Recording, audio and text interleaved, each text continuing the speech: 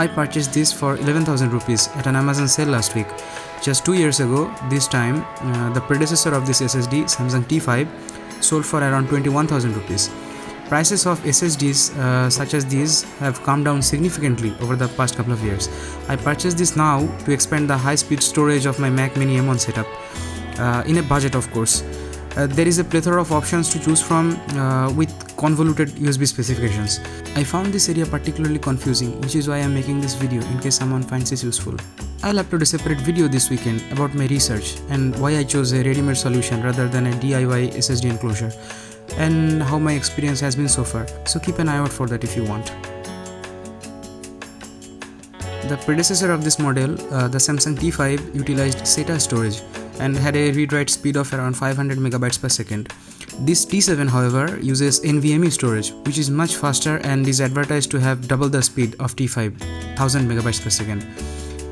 The drive shipped with exactly 1 TB storage in a single exfat formatted partition. When I connected this with my Mac Mini in the Thunderbolt 3 port, using the provided USB-C cable, it connects with a 10 Gbps link, as you can see here. I conducted multiple speed tests using Blackmagic on various partition schemes and file formats. These are the results. Take a look.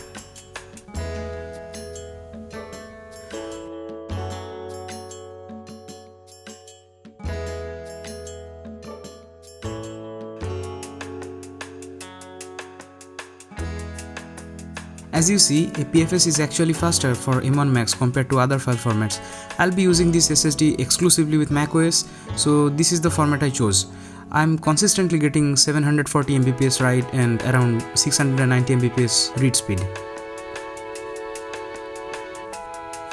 Just a note, APFS is a relatively newer file format, difficult to get working with older Macs and other platforms. If you're using Windows, you can try this Paragon APFS for Windows to mount the APFS formatted partitions. This is a sample copy test of 189 GB of data in real time.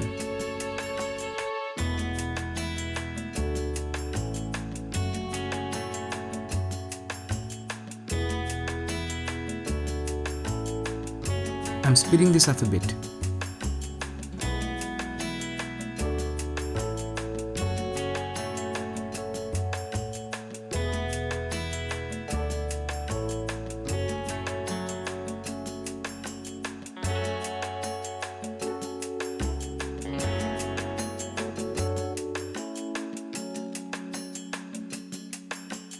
This is another test of 150 GB of data.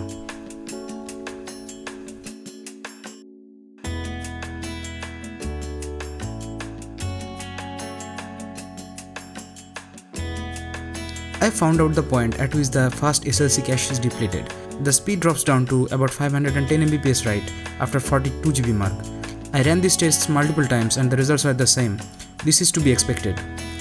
There is an ongoing issue with the M1 Max in general, that the speed via the USB 3.1 Gen 2 connection isn't adequate. Many users like me have noticed that despite being connected with a 10 Gbps link, the full bandwidth of the SSD isn't being realized. It's unclear as of this moment why it's happening, but a future update to the macOS might fix it.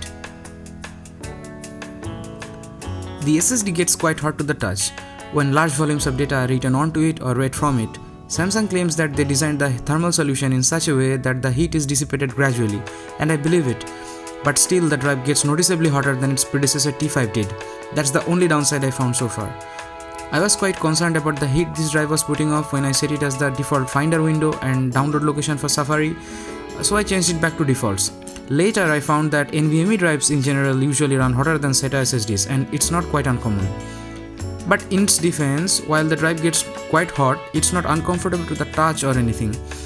And when idle, it stays completely cool. I'm not concerned about it being connected to the computer 24 hours a day. Anyways, that's been it. If you want me to conduct any more tests, comment below. Please hit the like button if you found this video useful. I just started YouTube. I'll try and make videos like this as frequently as I can. Please consider subscribing, it would be greatly appreciated. Thank you for watching. Have a great day. Bye bye.